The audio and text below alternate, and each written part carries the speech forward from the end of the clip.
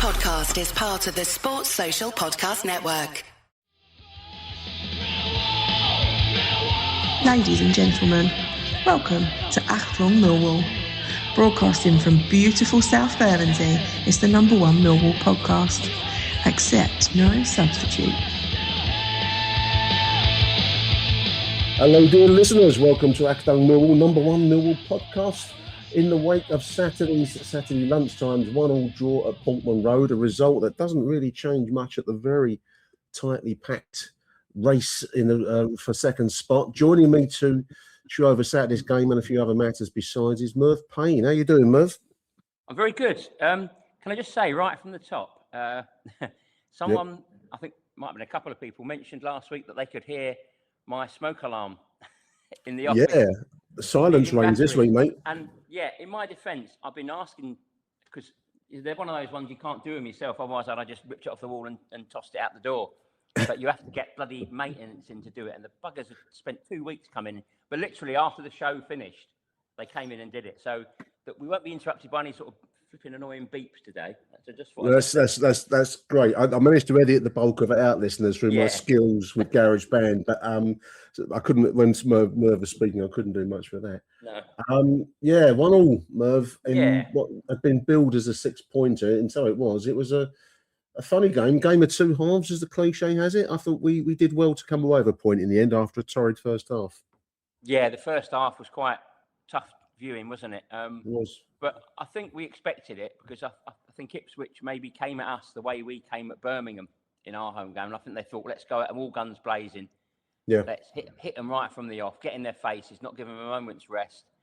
And it almost worked. I think they could have been 3-0 up at half time. And it was quite a harrowing 45 minutes of football. We had a brilliant save. We even had a brief chance at the other end. But not much in that first half for us, but it was. The worry for me was: is this a continuation of the last 10 minutes of Blackburn at home? You know, is this our season slowly trickling down the Kazi? But Alex Neil, being Alex Neil, as we've said countless times this season, he's not a manager that just has a fixed template of how to play football and you just doggedly sticks at it and hopes that it works. He changes things around, and he did. By his own admission, it was a change in bringing Ivanovic on that could have backfired, but it worked a treat. And even though I think we were still a bit sloppy at giving the ball away, which was a bit worrying, but again, probably down to Ipswich play. The equaliser we got so early was just absolutely brilliant. It was a perfect way to start the second half. And it was a much better second half. I think fair result in the end. Mindset changes, man, and I think he mentioned pressing high, being more aggressive, the same kind of thing. In the second half, we probably sat off them a little bit, but I do think they're a good side, Merv. They are. I mean, their winger, 47, Clark. What a player! I mean, you give your right arm to have him in your side, wouldn't you? Well, I remember being very envious of him when Sunderland had him in the Championship. They got him on loan from Spurs. Yeah. And you think, well, it's a shame that's not one we could have perhaps had a look at and got hold of. And I don't think it worked out for him in the Premier League. I think he's a top-notch Championship player. They've got that Mehmeti, the winger. Yeah, another good player. Yeah, and I think it's no coincidence that Bristol City have absolutely dived since he left. I think I think similar was what would have happened to us had Femi Aziz gone. Aziz had gone. Window, without that. And yet they seem to have, and they have two other players whose names escape me, but they had 3 or 4 players, Mehmeti and Clark included, who got the ball and ran at us with pace, and it really scared us. And we didn't have much of an answer for it. We rode our luck. We also defended well at times, but I think in the end we got our just desserts. I think. Beautiful equaliser. I mean, the first half we can write off as pretty much Millwall under the cosh. The goal when it came on, there'd been a world-class save from Patterson. The goal when it came, he was rather unsighted by Jake Cooper. And I think so, definitely. Yeah. It was a shot that he would have expected to have got on another day with a free view of it, but he didn't get it. He'd have had it comfortably, I think. Yeah, I think so. But there it is. We were under the cosh and we survived a few chances. That was probably the pick of his saves, but he made others. But to go in 1-0 down, I must admit, I thought we were going to be up against it in the second half. But then Alex Neil made those changes you've mentioned, and we were a beautiful move. Fantastic from Negley. He looks better every game. Really Don't does. he? Yeah. Great turned his man, and an absolutely gorgeous cross into the danger zone for Josh Coburn to put away with aplomb. And I mean, that was just the pep we needed at the start of the second half, and really lifted the spirits. I certainly, I've been away for a few days, listeners, so on a fairly peaceful kind of farmyard location here, and I bellowed all around it and frightened the pigs on this occasion, not the cats. the pigs got set off. So, so one each. And the second half was a different story. They still had chances, Ipswich, but we also went close a couple of times, didn't we? Yeah, the corner that went straight in, I think maybe. I think that was a foul. They showed it on the but at the replay. same time, I think I bet there's been a few of them that have probably been let go, and we probably won't get those kinds of decisions, Merv. I mean, I know I don't subscribe to the conspiracy theories that we had after the because I think the referee as well was pretty good. He let it flow. Given what we had the week before, given the absolute clown that we had against Blackburn, I think he showed that's how to referee a top game properly, and he did. I saw a few Ipswich complaining about Negley turning their man for the goal for the equaliser. He threw himself on the floor. If you look at it, I mean, if that's all you're complaining about refereeing wise, well, that's a pretty good performance by a referee, I think, because I didn't see anything in that. I think Camel Negley he's not a big, strong player, is he? I mean, we were told ourselves he had to adjust to the toughness of the Championship, and he's about 6 stone wet through, so he's not someone who can throw someone on the floor like a bloody. It was just what it was. He knew what he was going to do before the ball come to him. He knew he was going to turn him, and the bloke was didn't. He was just one step ahead of the guy. Beautifully placed ball though. The cross in from the left was beautifully placed. You knew exactly what he was doing. This is the beauty of it, and. I think I saw an interview with him, and he says he's admitted that it took him time to adjust to the Championship, and the different way of playing, but he says he now knows how to play, the way he needs to play. He's adapted it, and he sounded really, really confident in that. And looking at him lately, he's absolutely brilliant. And again, if he stays fit, as with Josh Coburn, who again looks just better and better every game. I mean, both players kind of tributes to the recruitment. I mean, Negley, I hadn't heard of him. Vaguely heard of Coburn, but only vaguely. But Negley, I hadn't heard of at all. And he seems to be a real find, and he's improving as you've just said there. So, that's one for the future. Game culminated obviously in that last-minute chance, 89th-minute chance that Aziz shot that was on target and hard, and the goalkeeper did well to bat it away. Merv then. Ivanovic, millimetres too high, hits the crossbar rather than goes in or under it. Yeah, it's one of those when you're watching it, because obviously I watched it on ITV.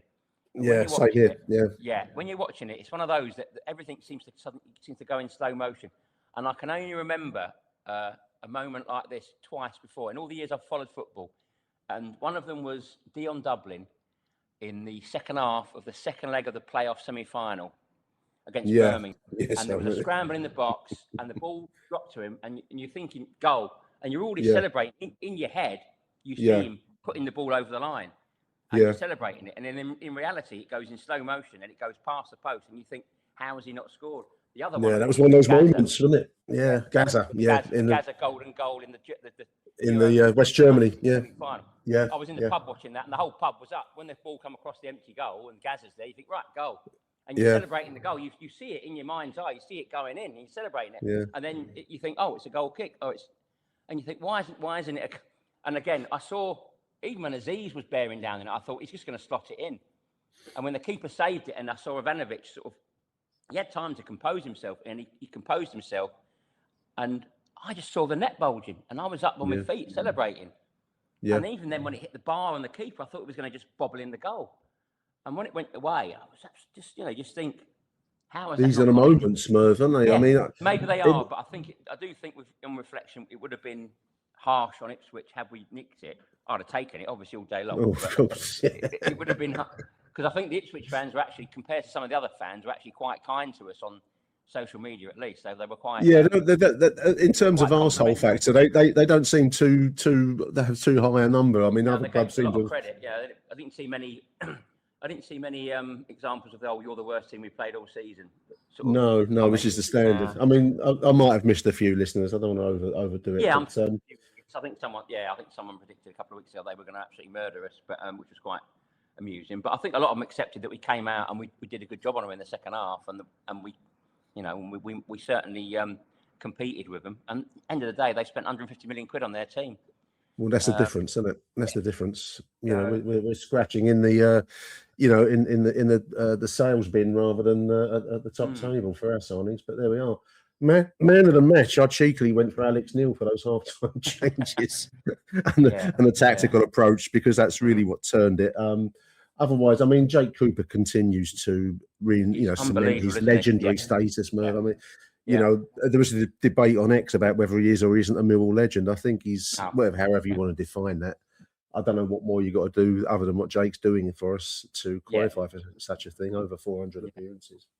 And a towering performance on Saturday in what was a difficult game, especially in that first half. The commentary team were really full of praise for both the centre-backs. In fact, I think it must have been at least 3 times they mentioned that they couldn't believe West Brom had let Caleb Taylor go. Yeah, just to rub it in. I think was it Ian Dowie? I can't remember. It was co-commentator. It was Dowie, because I found him quite fair, and I like. He is very fair. At the end of the day, he's a football fan. He doesn't have any. I don't think he has any great allegiances. He loves football, and he is fair. And I think a couple of times he said, "What are West Brom doing, letting him go?" That's right. Yeah, I mean, it's interesting watching where I am. I mean, I might have struggled to got the Sky coverage, listeners, but thankfully it was on ITV, so I got that okay. It's quite interesting coverage, really, because I thought at first they were going to go down the stereotype, but it was showing Tony Cascarino as their kind of joint pundit with Darren Bent, I think it was. Yeah. And then digging out 1980s footage of us playing Norwich at home, which was one of the early ITV live games, wasn't it? Yeah. And here we go. But actually, they were pretty good. They found a wonderful clip, and it was on social media, Merv. I don't know if you've seen it. You must have done. Of Reg Burr ensuring against Millwall getting promoted in that famous. Yeah, do you not remember that? I'd never heard of that. Yeah. Never heard of that. It was one of the big stories that came out just after the promotion was won. When I say big stories, it was like a little aside really saying, and just to make things even better, Reg Burr took out an insurance. But I can't believe an insurance company would even entertain that sort of. But they had an interview with the chairman, like a bit of a wide boy type. Taking that kind of bet on, And he said they assessed, didn't they, the chances of Millwall going up, which they thought was pretty much zero. So they thought, okay, we'll take their money, and then let's pay out 100 grand, which is, I mean, I do. There were no flies on Reg Burr, Merv, were there? There were no flies on that, man. One of those things that just put the cherry on top of what was just a time when it felt literally everything that could go right went right. Felt right. An alternative universe, which we hope we can maybe revisit again in the next few weeks. But it was a wonderful little clip. It must have been an ITV news report for the time, listeners. If you must have seen it, it's been doing the rounds on X. So I don't think I'm bringing any news to anyone, but they had that. I thought Cascarino was very fair, and in fairness, Darren Bent was quite magnanimous in his comments. Both, it felt quite refreshing. I believe they had Steve Morrison on Sky to redress the balance, but generally speaking, on Sky, you get no change from a Millwall perspective out of them at all. But ITV were pretty good, I thought. Yeah, they were decent, And I think the Borough game is also on ITV, isn't it? The Middlesbrough. Yeah, the away game. Yeah, I'm hoping to get up there for that one. So I'll miss ITV's coverage of that one. But there we go. Yeah, so 1-1. It leaves the race for the top probably, Merv, if I'm going to be really honest, listeners. I don't want to disappoint anyone out there, but it does favour Ipswich. I think that game in hand for the automatic spot I'm talking, Merv. They play Middlesbrough at home, don't they? They do, and that's got like 6 points written all over it as well, hasn't it? We've got to go to the Borough. Brilliant home record. I'd say the only 2 games perhaps where Ipswich are going to find it tough is they play Norwich in obviously the old Farmers Derby, which in a derby like that, form goes out the window and it's just down to rivalry. And so Norwich could upset them. And they play Southampton away, who are worryingly looking like that horse that sort of comes up on the outside in the last. Yeah, the late runner into the frame at the last. So I'm into the playoffs with momentum. I mean, so the thing is, I think we're definitely there's three teams in the race for second. Yeah, and I think we're definitely the third favourite. But I prefer that anyway. In a way, I'd rather be like that than have maybe. Well, that's Millwall through and through, isn't it? It to is. be in that position. I feel like we're in a position. without tempting fate too much, I feel like we're in a similar position to sort of maybe Sunderland last year, who perhaps weren't really looking at second place. We're quite happy to get in the play, made the playoffs easily, and were able to I think they were able to sort of prepare for them a bit before anyone else. I think they said they did. But I mean, bottom line is, if you want to be really optimistic, if we win all 7 of our last 7 games, then we finish on 90 points, and I can't see anyone else matching that. I think 90 points. It follows the old formula for promotion was 2 points a game, wasn't it? Win your home games, draw your away games. I mean, people might take a deep breath when you say that. If we win our last 7, it has been done in our history. We have done stuff like this. Other teams have done it. We have done it as well. So, yes, it's a big mountain to climb, but we certainly have got a few tough fixtures. Middlesbrough away won't be an easy one. That's a huge one. Norwich at home on Easter Monday, Merv. We've got a Friday night fixture now at West Brom. And then QPR, which won't be an easy one, at home on the 18th, and then Stoke away, proverbial Tuesday night in Stoke, that one, and then Leicester and Oxford at home. So it's a tough running, but then it does get tough at this position. It's the punch, isn't it? So this sort of time of the season, I think 3 of those 7 are against teams that are fighting for survival. 3 of them can't go up, can't go down, and they sometimes can be the most dangerous ones because they're sort of like they're more relaxed. And obviously the Middlesbrough game, I think the Middlesbrough game may well be the tipping point between going for second place and settling for the playoffs. I think it's going to be a weird one because I think we're going to find one of the higher points totals for playoffs, but perhaps maybe one of the lower ones for second place. I saw someone on X, can't remember his name. I think it was Robert Edge, who posted quite a lot on Millwall. He felt that 83, 84 was enough for second. I think that's low. I can see Ipswich and Middlesbrough going the distance. I think being optimistic, I think the best we could hope for probably is 86, which would be an unbelievable achievement. I think it'd be our highest ever. But I mean, it's going to be interesting. I mean, it's worth making the point. And I think you and I have said it a few times that whatever happens this season, this is a very, very good performance in Millwall history. I mean, we're going into April with a chance of second place, and that is just. I mean, a number of times you can. This time last year, we were saying, if we win all the games, we might sneak a playoff place. And the fingers of one hand, the chances of that maybe 3 or 4 times have had a chance of it, and it's a long shot chance. So it's going to be a huge achievement. Incidentally, just while it occurs to me as I'm talking, I had a message from Hassan, who regularly contributes to the show on his voicemails. He's mentioned the Sunderland Till I Die series, Merv, and apparently season 3, the latter, I can't remember which episodes, it'll be the late episodes, because he said it's very interesting to watch because Alex Neil was managing Sunderland on their playoff run. And he said it's interesting to watch how he conducts himself from a Sunderland perspective. I don't know how much you can glean from it, but he said it's very interesting to look. And there's also I think Massimo Luongo and Barry Bannon playing for Sheffield Wednesday, I think, were their playoff rivals. So he said it's quite an interesting insight into. I did watch all that series. Funnily enough, I did watch it, but obviously season 3 apparently, and I've not seen it. It finished with them winning the playoff to get into. I was going to watch it myself this week, but listeners, have a watch. Do let us know what you think. It's very good, but obviously at the time, Alex Neil wasn't relevant to Millwall, and no. But I mean, that reminds. I mean, he is. If we go into the playoffs, he is a major asset in that he's done it so many times before. He seems a very calm. I mean, despite on the sidelines, he's kicking every ball. He does seem very cool. He seems very calm in taking a view back from the game and seeing what's required, and weighing up the odds for a gamble. He's very shrewd. Like I say, he's done it in the playoffs with Hamilton. He's done it with Norwich. He's done it with Sunderland. So if it's the playoffs that we're in, then we couldn't have a better coach, I don't think, to take us into them. That's a good way to leave it, Merv. Huge thanks for joining me on this Monday morning with Merv. Listeners, do stay tuned. We've got more voicemails after the break. Thank you, Merv. Cheers, Nick. This episode is brought to you by Indeed. Stop waiting around for the perfect candidate. Instead, use Indeed sponsored jobs to find the right people with the right skills fast. It's a simple way to make sure your listing is the first candidates see. According to Indeed data, sponsored jobs have 4 times more applicants than non-sponsored jobs. So go build your dream team today with Indeed. Get a $75 sponsored job credit at Indeed.com/podcast. Terms and conditions apply. Start your day with Quaker Protein Instant Oatmeal. The instant oatmeal ready to help you tackle whatever your day brings.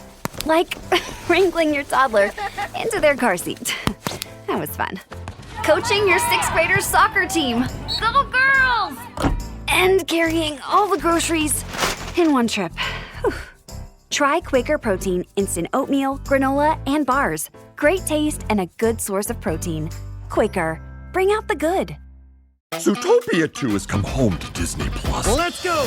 Get ready for a new case. We're the greatest partners of all time! New friends. Gary the Snake. And your last name? The Snake. Dream Team. New habitats. Zootopia has a secret reptile population. You can watch the record-breaking phenomenon at home.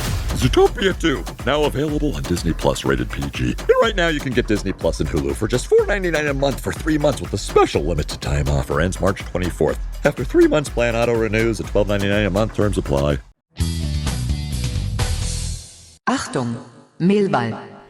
Huge thank you to Merv there, dear listeners. Before we go to the very first voicemail for this edition, I just wanted to give a quick shout out to Rob Woodford and Mike George's Walk the Walk. This is the Ireland History Tour. We've mentioned a few times. I make no apology. It's a really good, informative walk around the historic sites from a Millwall FC perspective on the Isle of Dogs. And their next tour, they've actually got a couple. They've sold out their first one on next Saturday, 28th, and they've got extra places, just a few places remaining on the Sunday, the 29th of March. The international break, of course, next week, so hence they're taking a chance to do this tour. I can fully recommend it. I've been on it, listeners, and you start off at West Ferry. There's a cafe there that they use as a meeting point, and then the walk takes you round the site of the Morton's factory, the George pub, the very first headquarters, various spots along the route. Mike and Rob are full of backstories. They've done a lot of research into players, chairmen, people associated with the early days of Mill Rovers, Mill Athletic. Lots of backstories and little filler points as you walk along these sites that now look radically different because obviously, you know, Victorian docklands and the modern day financial centre that is the Isle of Dogs are two very different places. But if you're a Millwall fan and even, you know, slightly interested in the history of the club and the origins of the Mill Athletic and Mill Rovers sides before the move to New Cross in 1910, I fully endorse this walk. It's next Sunday, the 29th of March. Normally starts in the morning from West Ferry. Do check it out. The link and the details can be found on Rob's X site, which is at Cabby Walks. That's CABBIEWALKS. Cabby Walks. I will stick that link in the show notes. And that's the last one for this season. They're doing on next Sunday the 29th. Just a few places left, so move fast if you can. I think you'll enjoy yourself. It finishes in the Lord Nelson pub for a few jars, and that can't be a bad thing, can it, dear listeners? Now then, voicemail time from Saturday. We're going to begin now with the man we've mentioned already. It's Hassan. Let's take it away, Hassan. All right, Nick, it's Hassan here. I'm not sure it's a bit late to leave a voicemail or not, but I thought I'd put my pennies worth in after yesterday's game. So I made a trip up to Portman Road. It's been a long time since I've been to Portman Road. Last game I went there, believe it or not, I think it was the year we got to the FA Cup final. We were on 3-1. I forgot how cramped that bloody stadium is. Honestly, walking in there, it was a joke. I thought this stadium was in the Premier League last year. But anyway, that's that.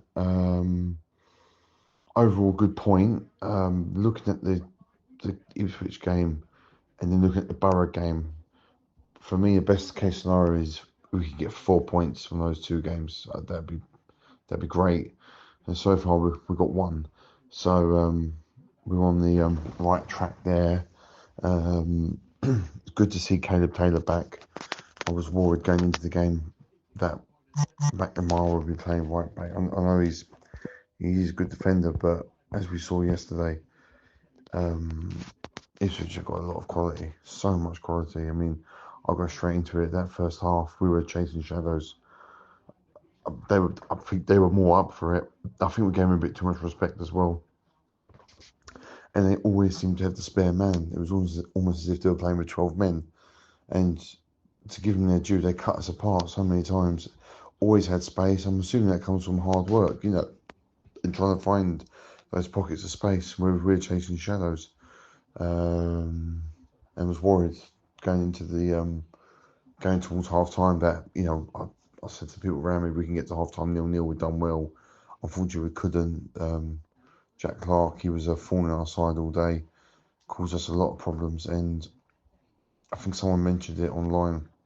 Kramer, as good as he is, I think yesterday showed why he's not a true right back. Kramer really struggled with him at times, and to be fair, they've done a job on us in that first half. Aziz was very quiet, couldn't really get forward. They marked him out of the game. And I thought also, I watched the game back today as well, so it's quite fresh in my memory. I think a lot of players got shown up a little bit that they're not as good as we think they are. I'm not saying they're bad. I give an example like Billy. He got out-muscled so many times yesterday. And when he was pressured to make a pass, he wasn't at his best. And I said this Ipswich side, they put a lot of effort in that first half, and we knew they couldn't contain it for the whole 90. Second half starts, and I said to I took my sister with me, and I said to her, like, we're either gonna go and win this game or we're gonna get pumped 3 or 4-0. Because Alex Neil's a gambler. He's not going to settle for a draw. He will make changes to get a goal back and then win the game. And we nearly did it. It's got to be said, mate. It was great substitution, taking off Langstaff. It was very ineffective in that first half. Bring on Mihailo, and it was the perfect change really, because it forced them to get the ball up the field quicker, and they couldn't settle down with the ball. And the goal, fantastic cross from Negley. That's what you can do. And we was right alongside it. And as soon as he picked it up, I knew that this was going straight on the penalty spot. And good finish from Coburn. He has been known to miss, from close range, but it was a very good finish. The cross was magnificent, and we just looked really good in the second half. They still had their moments though. Ipswich, give them that credit. But ultimately, we're the ones who can end up winning it. The ping pong at the end was unbelievable. If Mihailo didn't probably hit it so cleanly, that would have gone in. But it is what it is. As I said to quite a few other people, we could have easily lost that game, and we could have won that game as well. So it is what it is. I want to give a mention to Barry Bannon. I thought he was very good when he came on, and I think it's maybe a bit too late in the season, but it'd be nice to know. It'd be nice to see if we can try and build a team around him a little bit, because he calmed us all down. He got on the ball, he sprayed it around well, because especially in the first half, we were so sloppy with possession.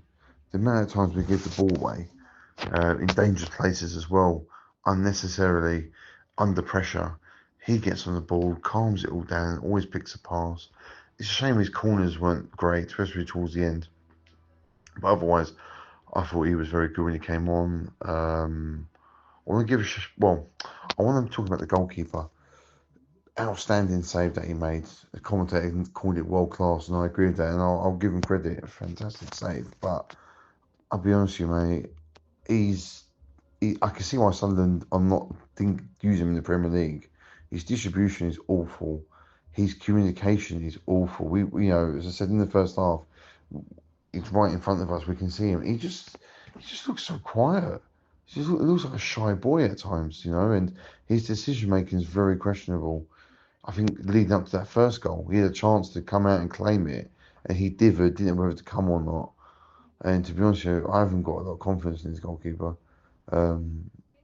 Yesterday was the first game where he was really tested, and he done well. I give him his credit, a couple of good saves, but some very questionable things, and the kicking was atrocious, and he put us on the back foot at times. Couldn't get any height on it. Kept him be low all the time, but hopefully maybe it's a bit of ring rust. Who knows? He's only just started playing, isn't he? He's only played about 4 or 5 games for us, so hopefully that's that. But let's rest up now. Hopefully the players have a good and hard-earned rest, and we'll go to Borough on Good Friday. fingers crossed we got Dinor back inside. I think we badly miss him in the middle of the park. I think we missed Doughty as well. If we can get at least them two back, then we got a Borough full of confidence and see if we can push on. Cheers, mate. All the best. Fantastic, Hassan. Thank you very much for that message, mate. Interesting stuff. A lot in that message from Hassan. I mean, the thing that I picked out particularly was the quality of Ipswich Town, and that's an interesting point because I think others have made the same point. Even when I was speaking to Harry Evans on the previous show, the one I did yesterday, he mentioned the quality of Ipswich and how, you know, a relative failure in Premier League terms. This is their first season back in the Championship following relegation. But nevertheless, that's the quality of sides that can't hold their own in the Premier League. Now, whether they'll hold their own in the Premier League this time around, if they get promoted, I don't know. I reckon they'll probably be on the back foot again. But that's the levels that we're aiming at. And, you know, I take your point for saying that, you know, they were a hard-working side. They had talent in Jack Clark and Mehmeti and others that we saw across the whole game. And, yeah, we did struggle, particularly in the first half. But that's I suppose at best in the end, and we tend to put our players our good players on a slight pedestal. So Femi Aziz, for example, was pretty anonymous up until that late shot that was well saved by their goalkeeper, and one or two others. We tend to put them on slight pedestals because we're not used to having very talented players at the Den, are we? You know, we are at best and Macaulay Langstaff sums this up, and I like Macaulay Langstaff, but he's a hard-working, he's a player from a lower division, and you can see why. I think give him his moments, he'll probably get a few chances. He needs a good number of chances to get goals, or he supplies hard running, Tom Bradshaw kind of thing. And I'm not knocking that because I can't do it. They can do it. But there are levels in this game, and when you get to the Premier League, as Ipswich found out, you know, being a very good side, a championship winning side, a promotion winning side in championship terms, doesn't necessarily take you very far when you're on the top table. That's the game we're in. You know, the main job obviously for this season is to get ourselves in with a shot at the big time, take the money and hopefully look to rebuild and reinforce and sell and etc. All the stuff that we talk about regularly.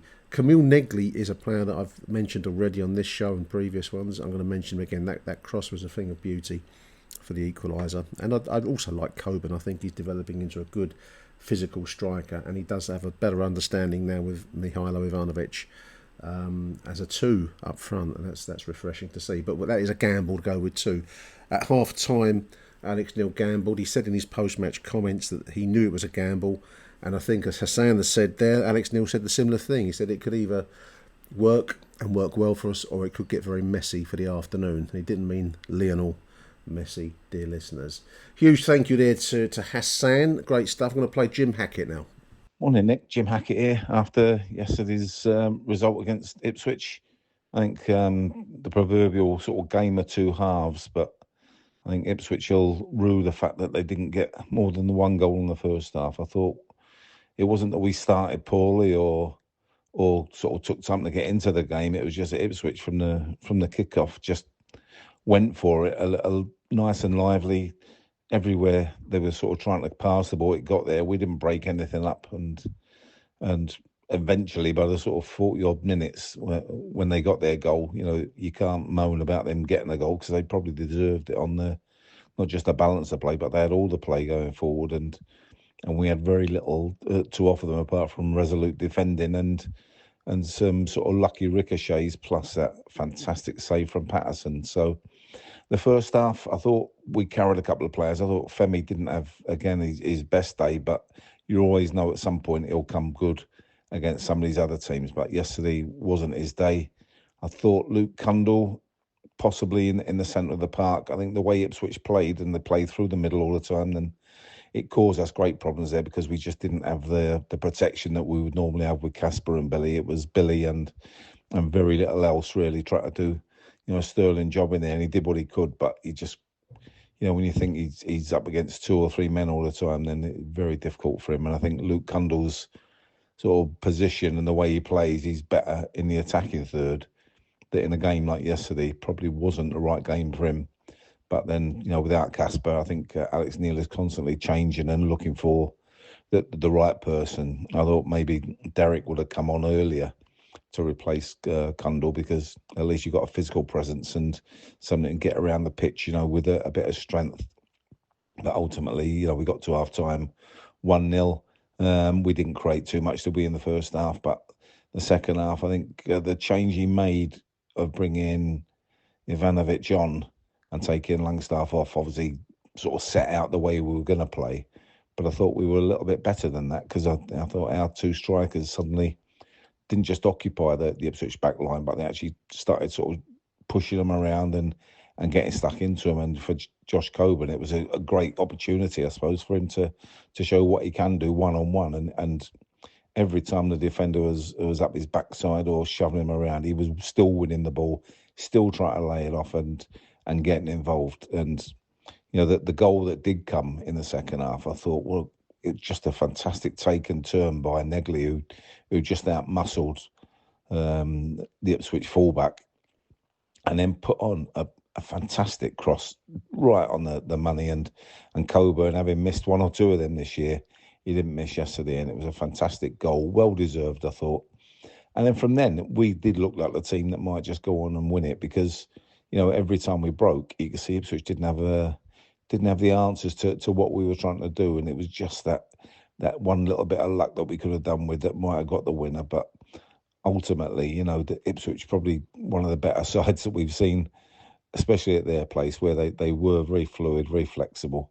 And the fact that they didn't get the win, you can tell by the social media, by even their manager's comments afterwards, that they're really hacked off, and they just see it as Millwall sort of getting by and just doing enough to stay in the game, and suddenly having a bit of luck. But I thought yesterday our second half performance deserved a goal, and if we'd have nicked the winner, then obviously it wouldn't have been against the balance of play in the second half, but it would in terms of the 90 minutes. But ultimately, you go through our team, our back four, they were rocks yesterday. I know the two fullbacks were up against sort of two or three players at all different times, and the fact that we defended very narrow meant Ipswich got plenty of ball out wide. It's what they did with it when they were out wide that sort of dictated how the game was going to go, and we did enough blocking, getting in the way, getting that last ditch tackle in. And I'll go back to that Patterson save. What a crucial save that was at the right time. And any doubts about him, people may say that the goal that went in he could have got, but he was slightly unsighted, and it was just one of those things. But the save he did make was absolutely fantastic. And I think going forward now, having played probably the best team going forward in the division, we'll go to Middlesbrough, and I think it might be a little bit more suitable to us, because it will be a hard running physical game, and our players are good for that. And if we can get Casper back and Lenny, whoever else is injured, if they're coming back off the treatment and we've got a full squad, then I think we're a match for anybody, and I think that proved that yesterday.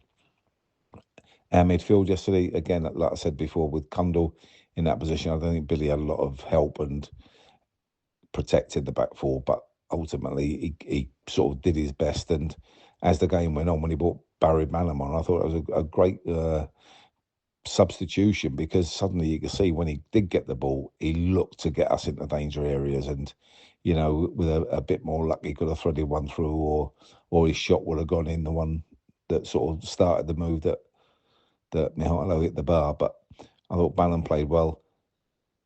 Watson, when he came on, looked a little bit different, a little bit more lively. And again, we were at that point where getting the ball wide meant that we get the ball in the middle, and we did create chances. So if you look around the whole squad, we're just one or two players again coming back from injury light. But as soon as they do, and if they get this week or so to get fit again and get back on the training field, then I'm sort of hopeful we'll go to Borough and give another good account of ourselves. As we are, 7 games to go, we're still in there, and let's hope they keep fighting the way they are, because I think they're doing fantastically well. And what should be said, again, the 2,000 supporters that were there, they just didn't stop the day. Even at 1-0 down, you could still hear them chanting and shouting and singing, and it must be a great lift for the players, that, and for Alex Neil, because that support is a diamond, to players that might be needing to push that extra yard. And well done everybody that went. And now we have a little break, have a breather, Then we get ready for Middlesbrough on Good Friday. So come on, you Lions. I was trying to work out a really witty take on 2001 travelling fans, dear listeners. Something around it being a Millwall Odyssey, 2001 Millwall Odyssey, but I hadn't really come up with much worth, and that's no good either, that little line. So I'm going to forget the career in marketing. Big thank you, Jim Hackett. Always incisive stuff from Jim. I really, really like that. I think we're a survivor side. I mean, after the first half, Jim, I thought that, you know, we did well to get through at 1 goal down at half time. Let's all be frank here. But there's an old story. I think I read that, you know, in the event of a nuclear holocaust, there are still some creatures that would survive it. Ants and cockroaches mostly. I'm not comparing our side to a bunch of cockroaches, listeners, but we are a survivor side. We seem to be able to take a bombardment and somehow still come out on the other side of it in with a shout, and then to press forward late in the game, go so close with that Ivanovic. You know, that on another day, inches, millimetres, whatever imperial metric measurement you want, separate that from going in the net for a famous win.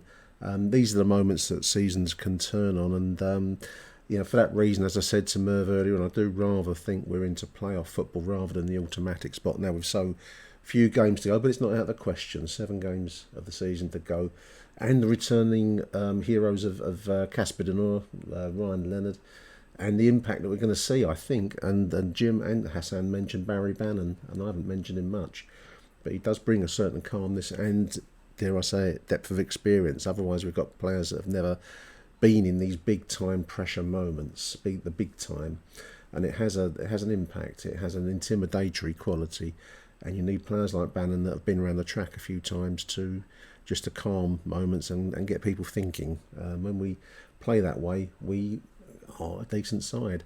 And Alex Neil was a gambler by instinct. Now, as he said himself, some days that works, some days you win, some days you lose. Got to get ready for that. But great stuff from Jim Hackett. We're going to take a short advertising break, dear listeners, and then we're going to play out the remainder of the show with John Rankin, Lawrence Binney, Mark Willoughby, Mike George, Adam Wicks, Ozzy Dave, Barnsley and Bobby T, in no particular order.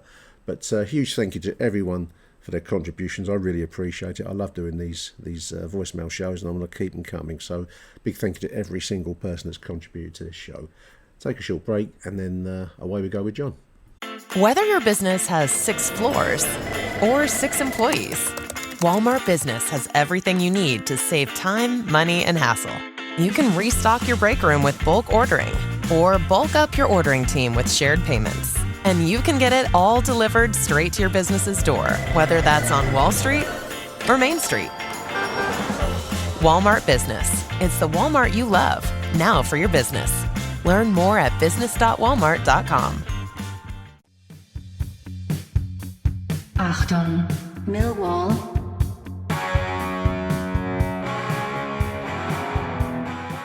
Outstanding performance by Josh Coburn today.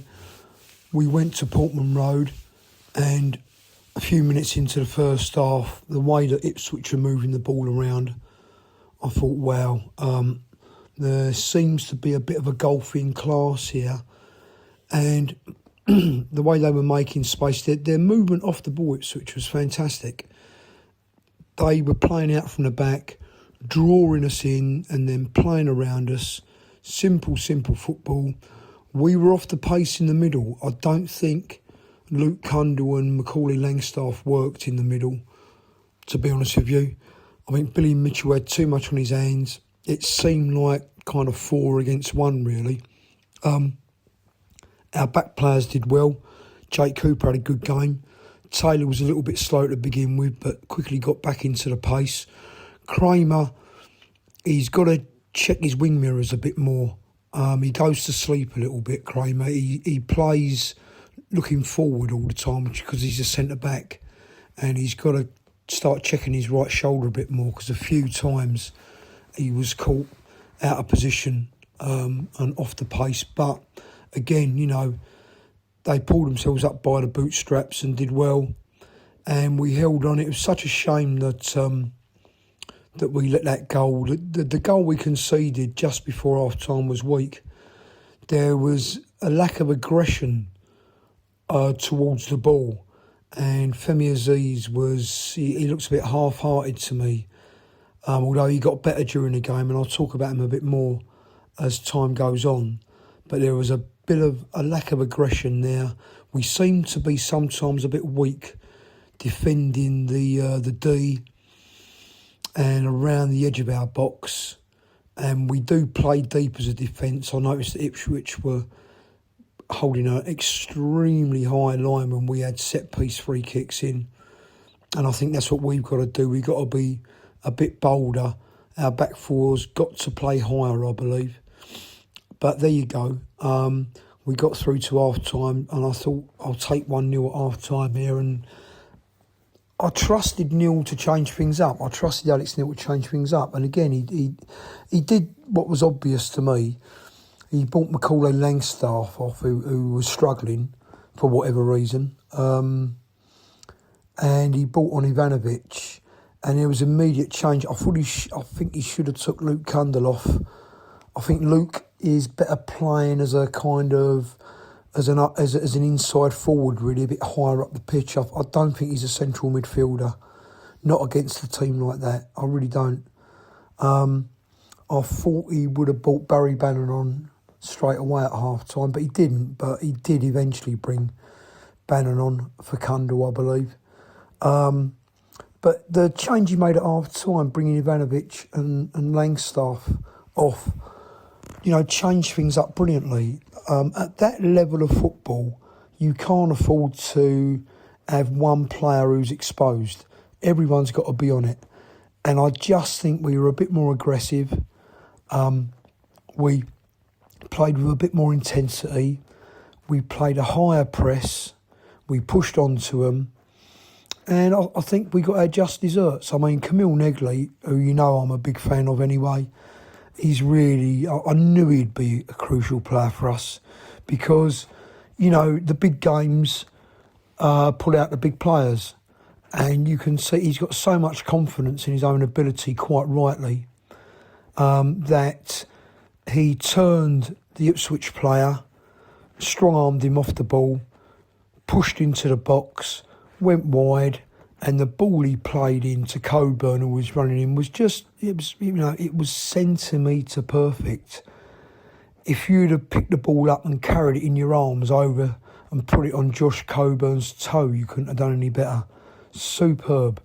And Josh just had to keep calm, keep his eye on the ball, keep his head down, stop the ball flying over the bar, and in it went. And it was such a good feeling. I was so pleased that we managed to equalise. Really, really delighted. And to be honest with you, I thought we were a better team in the second half. I think we adapted, we learnt how to play against Ipswich. They had their hairy moments, but we had some fantastic chances. We should have scored that goal. I think Femi Aziz, he kind of grew into the game. He's playing a lot like he played last season when we thought, what's this guy about? And then he starts getting into the game. I think he's just got to relax a little bit, not try too hard, maybe be a bit more aggressive in his play off the ball, maybe show a bit more work off the ball, and just keep going. We've got good players, we've got a good team. I think the manager is bold enough to make changes. That's what I like. If this would have been a Rowett team, it was no good keeping the same players on till the 85th minute and then making a change. He makes decisive changes and he rolls the dice and it's paying off. So we're going on to Borough. We're going to go up there. We're going to support them. We've got Borough in Norwich. And, let's see where it takes us. I think, realistically, we just keep on doing our best.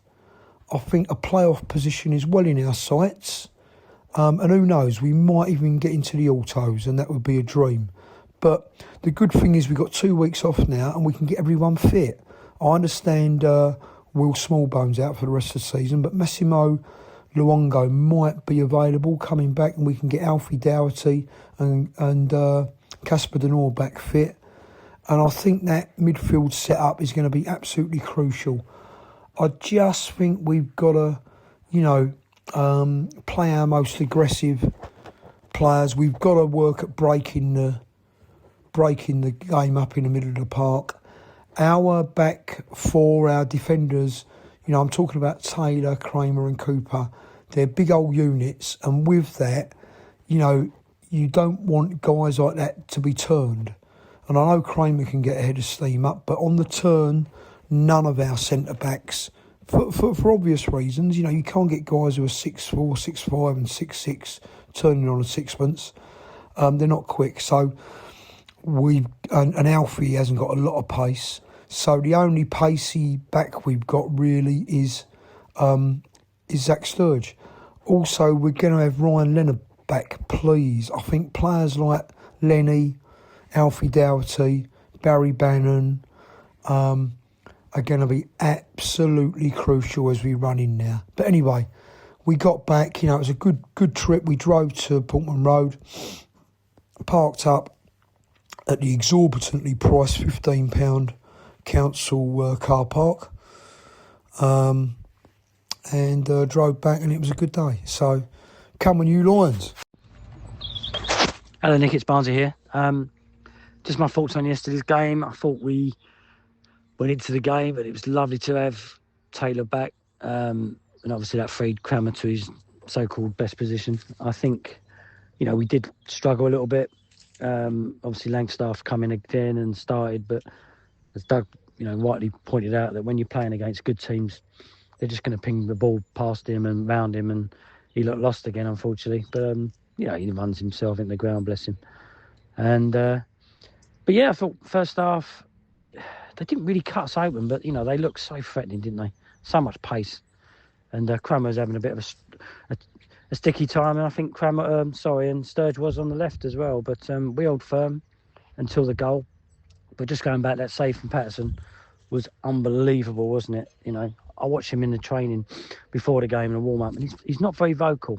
I think if he become a bit more vocal, I think that would help the team. But, you know, and I thought he was excellent. That save was just phenomenal, wasn't it?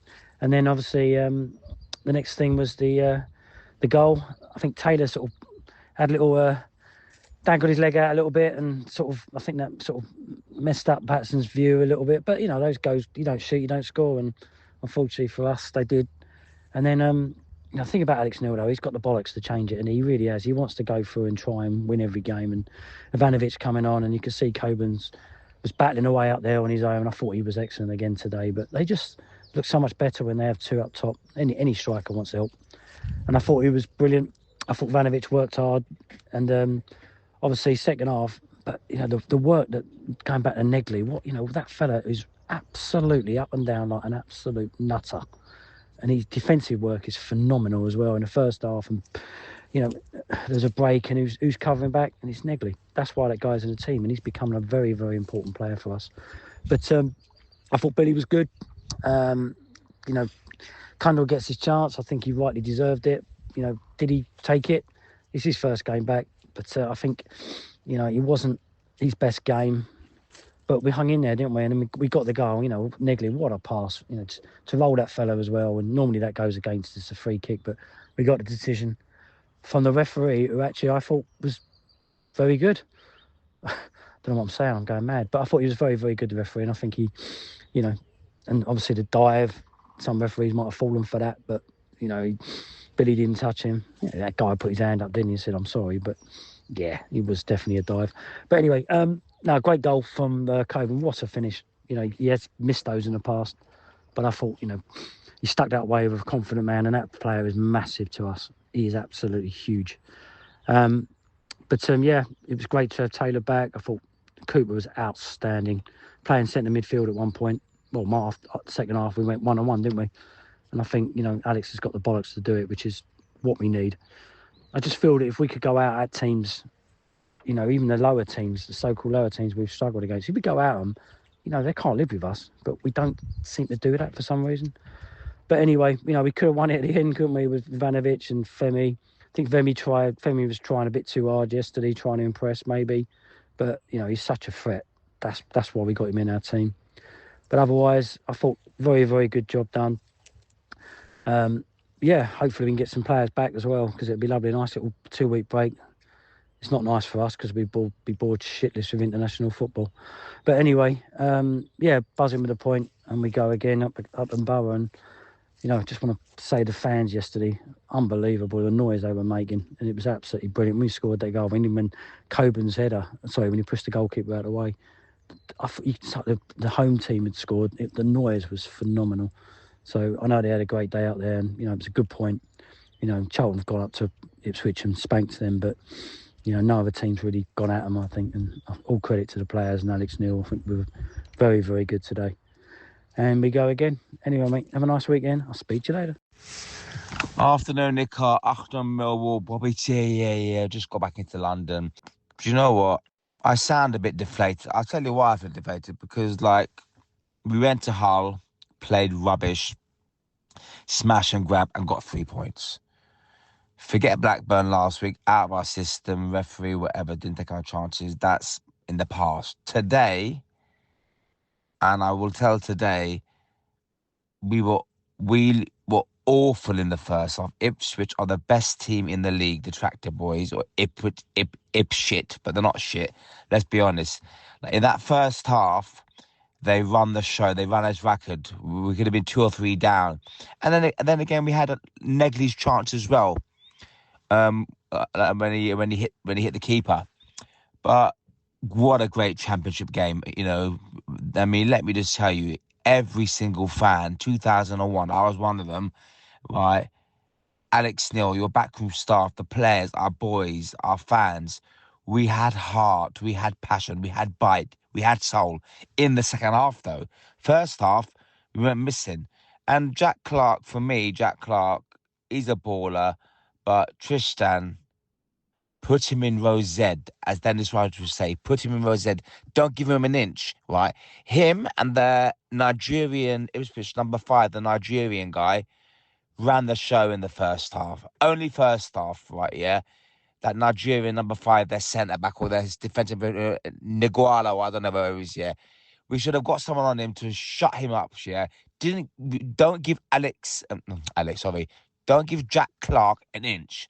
But we gave him too much of it. Now, Femi Aziz, I love you, right? Yeah, I'm just going through my paces. Nick Hart, Achtung, Millwall, Bobby T here. And everyone. Lions TV, Chats with Chat, more podcasts. So, Aziz, you've had a baby. You've had sleep. Apparently, you were ill during the week, right? But you take the ball with you. And I still love you. You're having the start off. You're starting to be not off it these last few games. Maybe the baby's keeping you up. But their goal, you didn't take the ball with you, or you bottled it on that 50 challenge. Jack Clark, give him space, shot. Keeper should have saved it. Low down thing. But Patterson, oh my God. Achtung, Millwall. And the whole, what a world he ever saved. But maybe I still fancy Crocombe. Anyway, his great save. Anyway, going 1-0 down. And Alex Neil, genius again. Yeah, you put Mihaila up front. What a lovely cross. Peach of a cross. I think 2 changes from the starting lineup. Cundall obviously came in. I knew that Langstaff. Did Langstaff get dropped? I think Langstaff got dropped. Anyway, moving on. You changed Alex Neil. You brought Mihailo on. I would have started with Barry Bannigan because when he come on, he calm, corners. Callum Taylor, oh my God. Cooper, even Tristan, you were immense today at the second half. You done well. You shut up shop, right? It was end-to-end the game. Small Wishbone, my heart goes out to you. Apparently you're injured. Anyway, second half, what a peach of a cross of Nedgley. Lovely cross. Beautiful cross. The lamppost, Josh, boom. Away and goes ballistic into raptures. And then from then on, we had them on the ropes. They couldn't deal with Mihaila. And I'm going to end in Nick Hart with Bobby T. Mihaila, I'm going to have nightmares tonight because you've either hit it too hard, Mihailo, or you didn't put enough. I thought he saved it, hit the bar. It's just not going for us. And did we deserve to win? No, we did not deserve to win 2-1. But football, that's football for you. Take your chances, like against Blackburn, Nedgley, 2-0. We'd be in second. Today, winning would have been joint second. Middlesbrough drop points. The bottom line is, Nick Achtung, you can see I'm calm. I think Billy Mitchell does miss Casper. He can't do it himself. Cundall played well today, but Barry Bannigan, Middlesbrough away now. We had 2 away games now. Well, one's next in 2 weeks' time. But we got international break now. But this one, I thought lose or draw, wanted to win both games. But look, now Nick Hart, Achtung, Millwall, Bobby T, I'm looking behind us now. Hull have won. Wrexham have won. Southampton have won. We were 14 points clear. Now we're going to be 6 points clear. We're drawing too many games. Yeah, Ipswich, the best team in that league, better than Coventry. Yeah. And today we snatched a draw. It should have been all 3, but it wasn't. Mahalo, I'm going to have nightmares. Fucking hell, Mahalo. Still love you. That's it. I'm going to go and get MacD's now. Nick Hart, Achtung, Millwall. Great job of doing everything. Millwall podcast, chapter chaps, you name it. Am I missing Lions TV? You name it. The Omara's happy birthday. Look, we got a draw. It should have been 3, but it wasn't. Great point on the road. And that's it. We had heart, we had soul, we had bite in the second half. That's it. On to Middlesbrough. Should we get a draw? Can we win? Do we have to win? No, we just got to win 3 more games to stay in the playoffs. We wanted I still want second. I told you second, but some negative people on oh Bobby, oh delusional, oh playoffs. We might fall out of it on a bad run. Anyway, Bobby T signing off. Matt D's on the way. Love you all. Bobby T, no one likes us, and we don't care. Bye for now, Bobby T.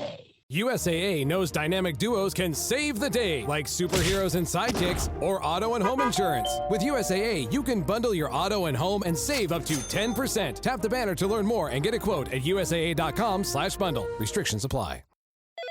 LifeLock, how can I help? The IRS said I filed my return, But I haven't. 1 in 4 tax-paying Americans has paid the price of identity fraud. What do I do? My refund, though. I'm freaking out. Don't worry, I can fix this. LifeLock fixes identity theft guaranteed and gets your money back with up to $3 million in coverage. I'm so relieved. No problem. I'll be with you every step of the way. 1 in 4 was a fraud-paying American. Not anymore. Save up to 40% your first year. Visit LifeLock.com/podcast. Terms apply. Achtung, Millwall. Right, Nick, it's Sam Lawrence Binney here calling in after Ipswich Town 1, Millwall 1. That was very much a game of 2 halves, so I thought the first half quite disappointing. I think Alex Neil struggled to get the formation or the lineup right, the strategy right for the past few games in the first half, but again showing why he's such a dynamic and flexible coach with those changes in the second half, which I think really tipped it in our favour. In the end, we were fairly unlucky not to win. Not that we deserved to win. I think a point was fair, but really impressed with the manner that we took control in that second half and brought the game to Ipswich. Pressed them really well. The game overall really felt, I mean, not just because it was on ITV, which is a bit bizarre and kind of reminds me of, the last playoff campaign we had at this level with before the ITV digital collapse. But it really had a feel of a playoff semi-final, I thought, with Ipswich starting really well. I thought they were very good in that first half. Arguably the best side that I've seen this season in that first half at times. Pressed us relentlessly, really slick with the ball, completely smothered us, and we just couldn't cope at times. We got the lineup wrong, but I think you also have to give credit to Ipswich. They're a very good team on their day. In the second half, I think we showed that desire, which gives me not just desire, but this optimism, this belief that we'll get something, which I think should hopefully stand us in good stead in the playoffs. And we, finally we were pressing really well with 2 up front. Bannon, I thought, had a really good impact on the game. Made sure that we kept the ball a lot more. We weren't giving it away in silly areas like we were previously. But for a bit of quality in the final third, we might have won it in the end. Optimistic. I thought it was important for us to get a decent result today. Not because I think, again, I'm a bit of a sceptic when it comes to the autos. I don't think we're quite good enough. But I think to keep us, to give us a good result after a disappointing performance last weekend, and to keep our heads above water in the playoff race, and just to maintain the good run we're on, and show that we can compete. Be great if we could get another point at Borough, maybe even sneak a win. But I'm feeling confident. I'm feeling much more confident about the playoffs than I was before. I think we just need to make sure that some of our better players don't get injured, because we look a lesser team without Casper. I really don't think we can afford to lose Aziz or Kramer down that right either. But yeah, encouraging signs. Hope you had a good day in the sun, Nick. It's a lovely day still here in London. And come on, you Lions. Nick, Aussie Dave here after that 1-1 result against Ipswich. I think it's a good result, an important result, and I think it was a fair result, even though we nearly won towards the end. It was one half theirs, one half ours. So overall, I think, like most Wall supporters, we were quite happy. Observations. The main thing I want to look at is Alex Neil's tactics, which I think are a bit of a paradox. In the first half in recent games against Hull, Blackburn, Ipswich, we've been very poor. Then at half-time, Alex Neil gets his tactical astuteness, makes changes, often Ivanovic for Langstaff, and we play much better in the second half. And we're all commending him for these half-time changes. I'd like to flip it around and question, why are we getting the initial team selection and tactics not quite right at the beginning? So, I'm not quite sure. For example, after the post-match interview against Ipswich, he said the first half he didn't fully press, and he explained reasons. And I think you could see that our press was ineffective. But in the second half, he said he did a stronger press and moved Coops up to the number 10 position, almost midfield, and it worked. So I wonder why he didn't do that at the beginning. Bit of a paradox between first half and second half tactics.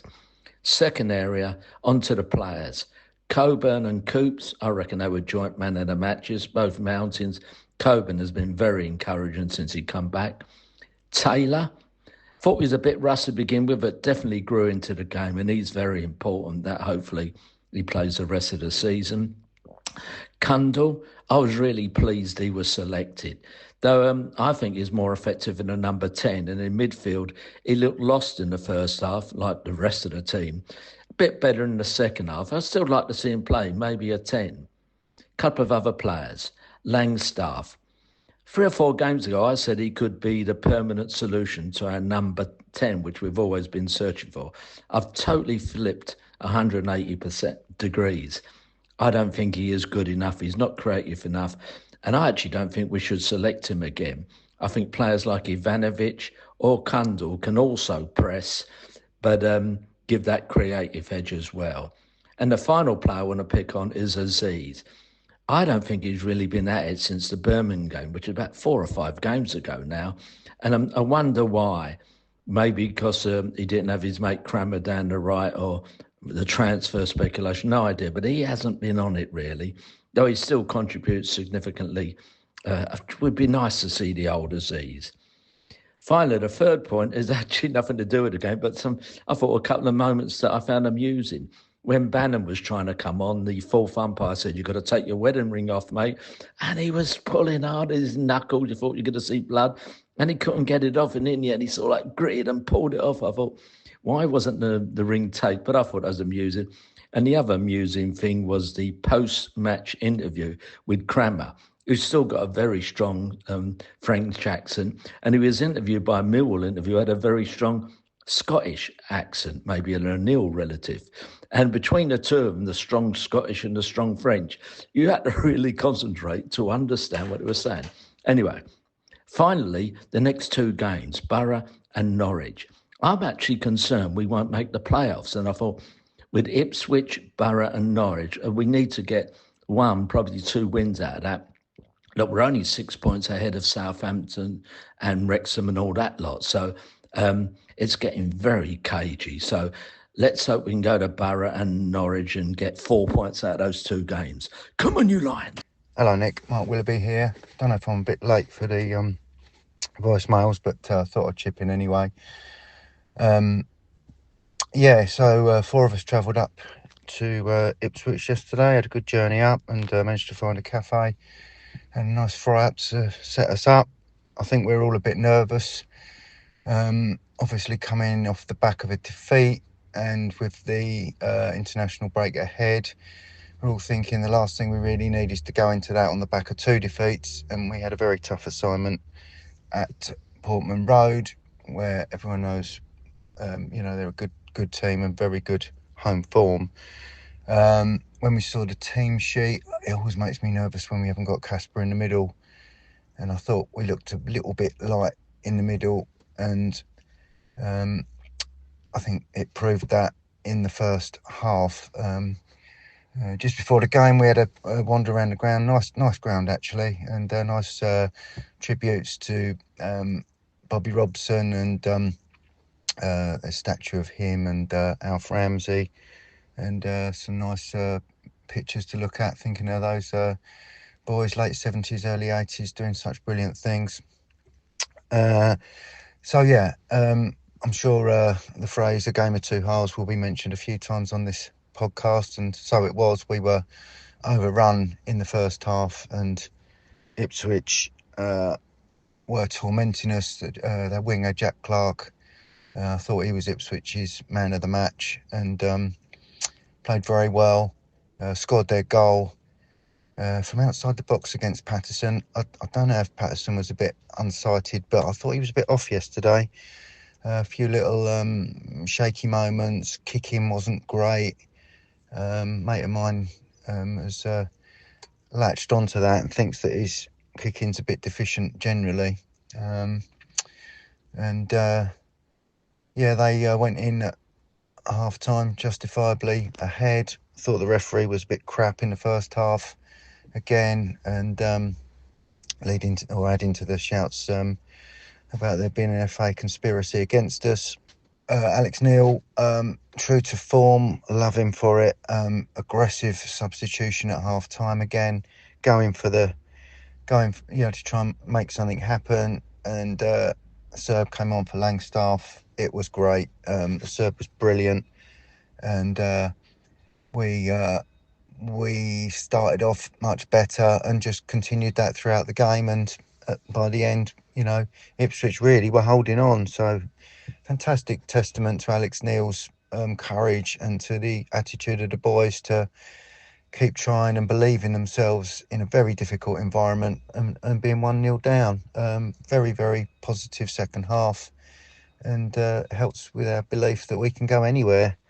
On our day, we can get a result. Our man of the match, I just about go for Coburn because he scored as well. Another JC scoring, yeah. So their man of the match, JC, who scored. Our man of the match, JC, who scored. Great ball in from Negley as well. Good shout to Negley, doing great things on the wing. He's becoming a very important player for us. Good day, good point. Hopefully we get some players back over the next couple of weeks, and then we can go again. And come on, you Lions. Morning, Nick. Just Adam Wicks here, just leaving my thoughts after yesterday's 1-1 draw away to Ipswich Town. I'm sure everyone's probably going to touch on the same sort of stuff, but was a classic game of 2 halves, wasn't it? I thought we were concerningly bad in the first half. They were just cutting through us, through the midfield, just like a hot knife through butter, weren't they? Just playing round us. We gave their defenders too much time. Their number 5, who was a very good player, was just dictating absolutely everything through there, and we were really struggling to cope with it. I don't think we helped ourselves in a few instances, not really clearing the ball properly when we should have done, and then other times just punting the ball when we probably should have held it. obviously that was looked at half time, wasn't it? But yeah, it was a shame, because I think if we'd somehow got to half time at 0-0, then, you know, knowing how we all know the second half panned out, that would have been an excellent half, result-wise, if not performance-wise. I think it really showed how much we do miss Casper when he's not about as well. I think that was a game that was really suited to his sort of intelligent midfield pressing and closing down and just, you know, nicking in and getting those balls. Much as I like Kundal, I don't think he's effective in that sort of deeper position. I think he's much better playing sort of where Langstaff was. And I think if Denor was fit, obviously it's all ifs and buts, isn't it? If Denor was fit and you had Denor playing where Kundal was playing and maybe Kundal playing where Langstaff was playing, I think it might have been a slightly different outcome first half. And then obviously I was saying to my dad at half time when we were there, it felt if we weren't gonna be able to play through, and we were just having to go a little bit more direct and get some territory, then surely putting Ivanovic on alongside Coburn would have made sense, as it occupies both their centre halves, and also it just means you've got two players up there that can fight for that first contact and give us something to build on.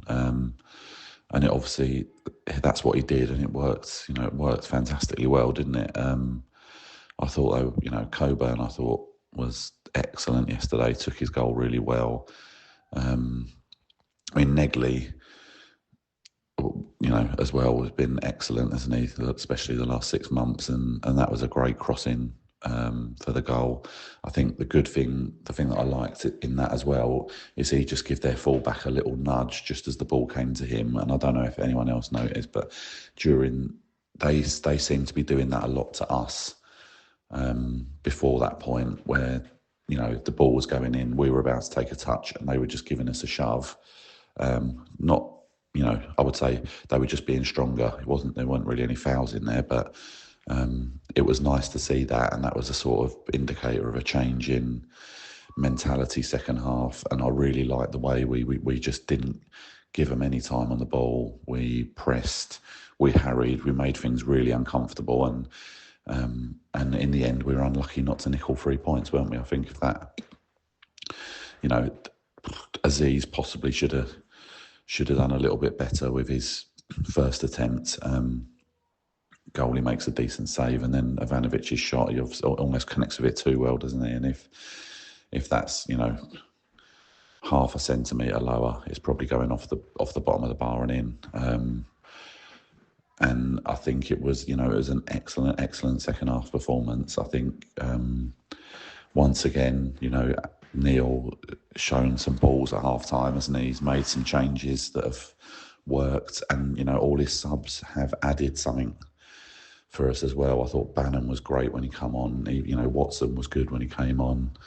Everybody added something, so really good squad effort. I think with Middlesbrough drawing, it's a good point, and we take that on to the Riverside, where hopefully we can turn them over. I think if we play like we did in that second half, everything's to play for. Come on, you Lions.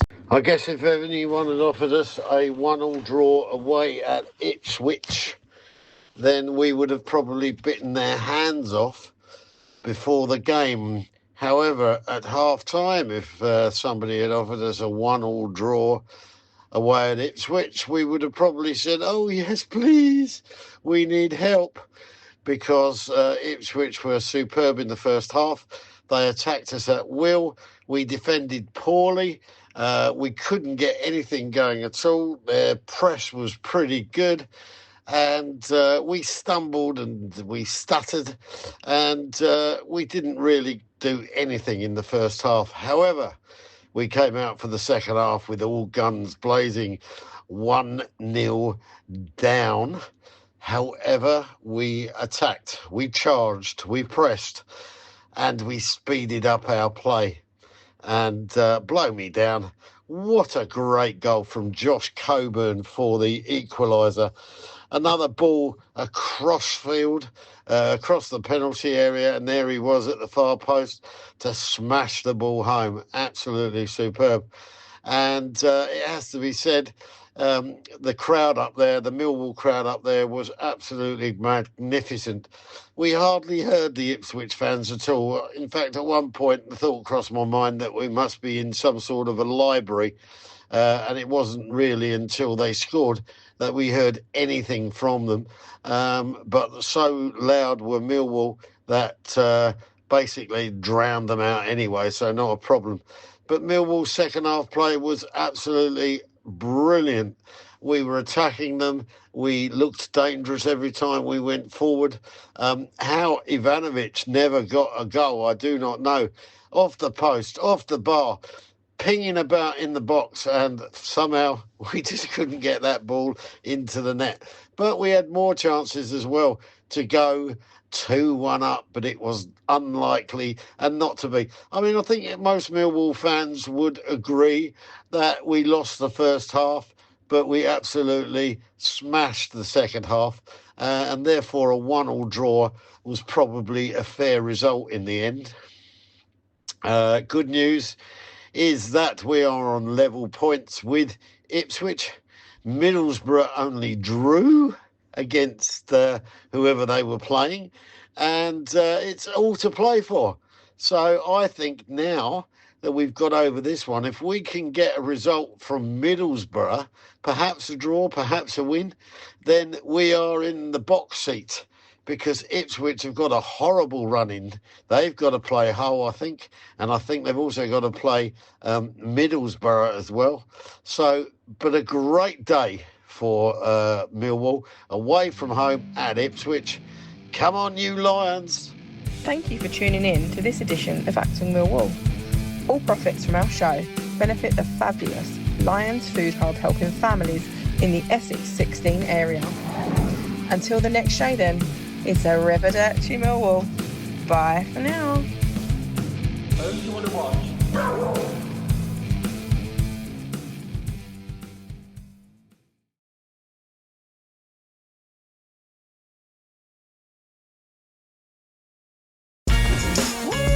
Refreshing wild cherry cola meets smooth cream.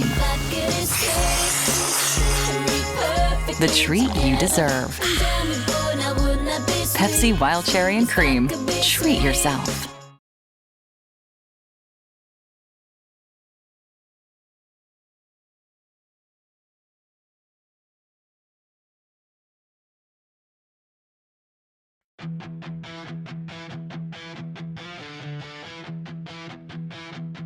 No one likes us. We don't care. We are Millwall, Super Millwall. We are Millwall from the den. When I was a little boy, I asked my mother,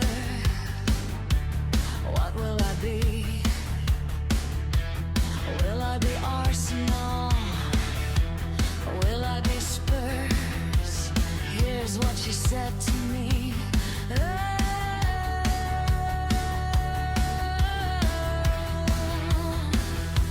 No one likes us.